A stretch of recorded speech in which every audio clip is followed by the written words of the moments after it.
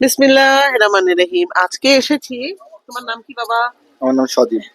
সজীবের দোকানে। আর সজীবের দোকানে তৈরি হয়, এই দেখেন, পোড়া মাটির গন্ধ। এটা খুব সুন্দর। বিসমিল্লাহির রহমানির রহিম। তার সাথে দেখেছেন কত সুন্দর একটা কথা, সাবের কিচেন, বিশ্বাসের পবিত্রতা, খাদ্যে হালাল। যাই হোক, ওটার চাটা কিন্তু দারুণ মজা হয়। সাথে কিন্তু বেশ কিছু বনরটি রেখেছে, এগুলো কেমন করে যেন সে একদম বার্ন করে পুড়িয়ে কেমন করে যেন বানাও ওটা তুমি, না এখন এটাতে বানাচ্ছ না? ঘি, কনডেন্স মিল্ক আর মধু দিয়ে মিক্স করে ওটা পোড়ানো হয়। আচ্ছা আচ্ছা। আর এই যে সাথে কিন্তু একদম মাটির কাপে সে চা গুলো বিক্রি করছে, মানে একদম অথেন্টিক অথেন্টিক। এটা মানে দেখলে এখানে খেতে আসতে ইচ্ছা হবে, সবকিছু মানে মনে যাবে, মনের মাধুরী মিশে সে কাজগুলো করে। আমার খুব ভালো লেগেছে তার দোকানে এসে।